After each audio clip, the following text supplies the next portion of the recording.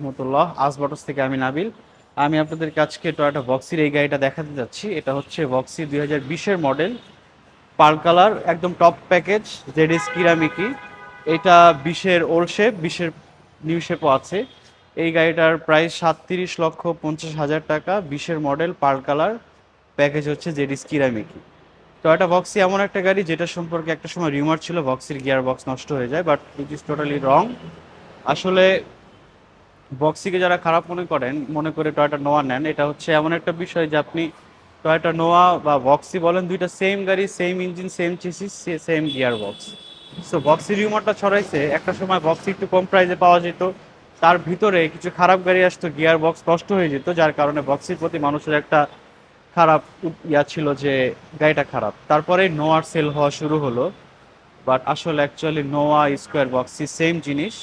একটা সময় গিয়ে আসলে সব কিছু নোয়া এবং স্কোয়ার প্রোডাকশন বন্ধ হয়ে কিন্তু বক্সিতেই আসবে, যেটা তো এখনই আস্তে আস্তে শুরু হচ্ছে। সো এই গাড়িটার মাইলেজ হচ্ছে 1,16,000 কিলোমিটার। এটা আমাদের শোরুমে ডিসপ্লে করা আছে, যারা নিতে চান তারা কিন্তু চাইলে দেখে নিতে পারেন। গাড়িটা ফুল লোডেড অবস্থায় আছে। এখানে আপনি প্রজেকশন লাইট পাবেন, তারপর গিয়ে ফগ লাইট পাবেন এই জায়গাটাতে, ক্রোম গ্রিল, এবং পাশে সাইড বাম্পার টিআরডি বডি কিটের যে নিকেল ক্রোম সেটাও দেওয়া আছে।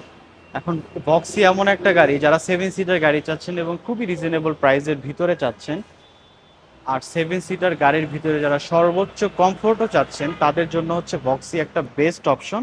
এটার কিন্তু অল্টারনেটিভ যদি বক্সি নাও নিতে চান, আপনি নোয়া স্কোয়ারও নিতে পারেন। ভিতরে একটু আসলে আমরা একটু দেখাবো যে আসলে ভিতরে পার্থক্যটা কোথায়, তাহলে বুঝতে সুবিধা হবে।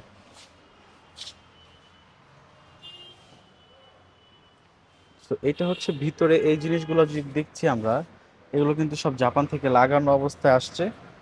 তো আমার যতটুকু ধারণা, এটা একটা সিট কভার জাপান ইউজ করতো। এটার ভিতরে কিন্তু গাড়ির অরিজিনাল সিটটাও আছে, যেটা দেখা যাচ্ছে। এটা হচ্ছে ভিতরের গাড়ির সিটটা।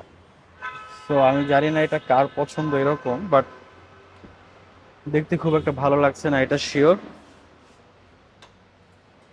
সো এই হচ্ছে মাঝখানের ক্যাপ্টেন সিটগুলো। এবং আমি যদি আপনাদেরকে একটু পিছনে দেখাতে চাই,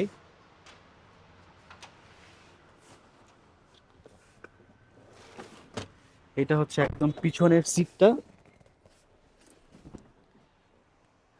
7 সিটারের ভিতরে একদম লাস্টের যে সিটগুলো থাকে, ম্যাক্সিমাম গাড়িগুলোতে কমফোর্ট পাওয়া যায় না, বাট যখন আমরা নোয়া বা বক্সির কথা বলবো তখন কিন্তু আপনি এই সিটে, ক্যাপ্টেন সিটে যে কমফোর্টটা পাবেন, সামনের সিটে যে কমফোর্টটা পাবেন, তার থেকে খুব অল্প একটু কম কমফোর্ট পাবেন পিছনের সিটে, বাট যথেষ্ট পরিমাণে কমফোর্ট পাবেন।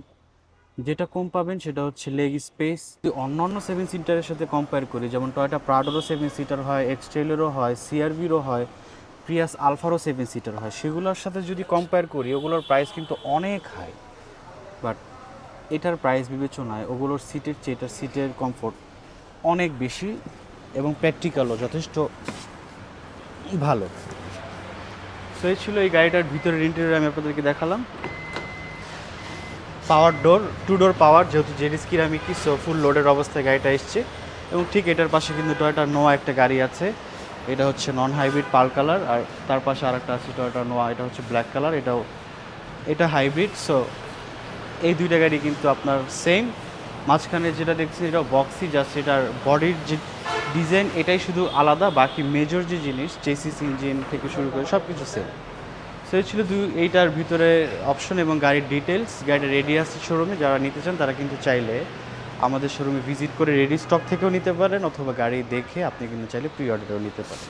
সো এই ছিল আজকের ভিডিও। সবাই ভালো থাকবেন, সুস্থ থাকবেন। আসসালামু আলাইকুম রহমতুল্লাহ।